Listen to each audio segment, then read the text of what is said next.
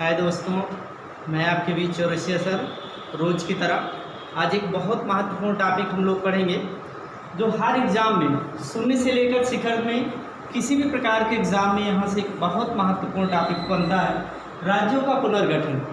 ये राज्य बनने की प्रक्रिया कब से स्टार्ट हुई है और किस प्रकार स्टार्ट हुई है, इसके बारे में हम लोग अध्ययन करेंगे और ये बहुत महत्वपूर्ण टॉपिक है।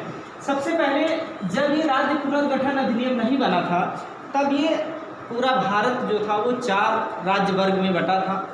आपका ए, बी, सी और डी, ये 4 में बटा था।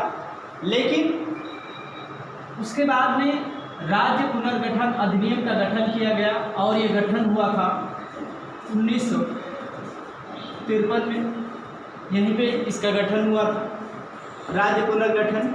लेकिन सबसे पहले जब भाषाई आधार पर भारत में राज्यों की मांग होने लगी तो दक्षिण भारत के एक व्यक्ति थे, हालांकि कई राज्यों में इसकी मांग होने लगी, तो इसको देखते हुए उस समय जो संविधान सभा के अध्यक्ष थे, संविधान सभा के अध्यक्ष जो थे वो राजेंद्र प्रसाद, और तत्काल उन्होंने जो इलाहाबाद के रिटायर्ड जज थे उनकी अध्यक्षता में एक कमेटी गठन किया गया 4 सदस्यीय, और उस कमेटी से ये कहा गया कि आप बताइए कि क्या भारत में राज्यों का पुनर्गठन भाषाई आधार पर किया जा सकता है या नहीं किया जा सकता है।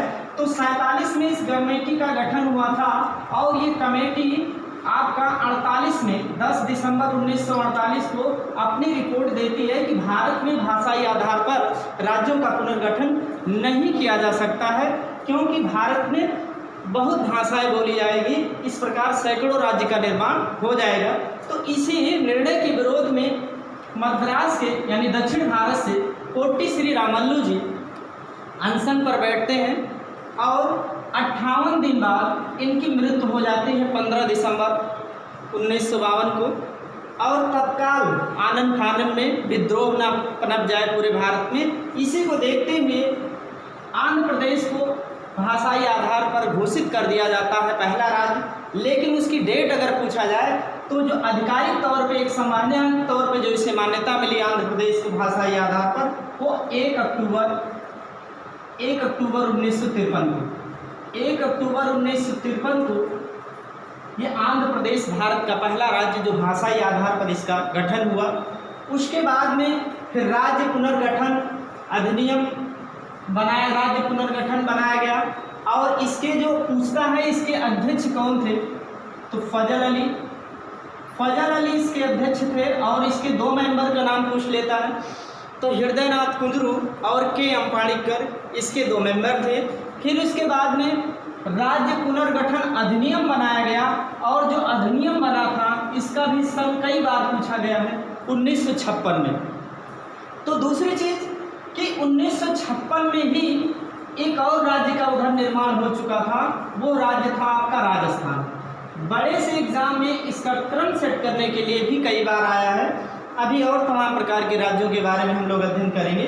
तो राजस्थान का भी जो गठन हो गया था 1956 में। अगला प्रश्न जो बहुत महत्वपूर्ण बनता है कि राज्य पुनर्गठन अधिनियम यानी 1956 के बाद भाषाई आधार पर जो पहला राज्य बना था वो बम्बई को अलग करके महाराष्ट्र और गुजरात यानी मराठी भाषियों के लिए महाराष्ट्र जबकि गुजराती भाषियों के लिए गुजरात, और इसका निर्माण कब हुआ था तो 1960 में। 1960 में ये बना। फिर उसके बाद में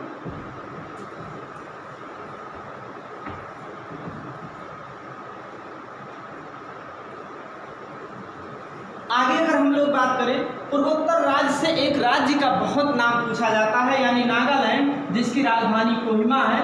ये जो है 1963 में भाषाई आधार पर भारत का राज्य बना। अगर हम आपसे कहें कि नागालैंड किस देश के साथ सीमा साझा करता है तो म्यांमार। भारत के 4 राज्य हैं, आपका मिजोरम है, फिर उसके बाद में आपका मणिपुर है, नागालैंड और अरुणाचल प्रदेश जो कि म्यांमार से सीमा बनाते हैं। लेकिन अगर प्राकृतिक स्थिति की बात करें कि वो क्या सी ऐसी प्राकृतिक स्थिति है जो भारत और म्यांमार से अलग करती है, तो पर्वत श्रृंखला आपका अराकान योमा, ये भी पॉइंट बहुत बार एग्जाम में बन चुके हैं। अब 1963 के बाद आगे हम लोग बात करें तो 1966 में हरियाणा राज्य बनता है। ये भी अलग होता है 1966 में। फिर उसके बाद में आगे अगर हम लोग बात करें तो 1971 में आपका हिमाचल प्रदेश राज्य बनता है। और उसके बाद में 1975 में बहुत महत्वपूर्ण ये प्रश्न हर एग्जाम में बना है कि ये 1975 में जो सिक्किम को एक भाषाई आधार पर दर्जा दिया गया, लेकिन इसे संविधान से जोड़ते हुए प्रश्न बनता है कि 35वां संविधान संशोधन के तहत सिक्किम को 1974 में सह राज्य का दर्जा दिया गया था, जबकि 36वां संविधान संशोधन द्वारा 1975 में इसे पूर्ण राज्य का दर्जा दिया गया था। अब एक अगला जो महत्वपूर्ण टॉपिक यहाँ से बनता है वो ये है कि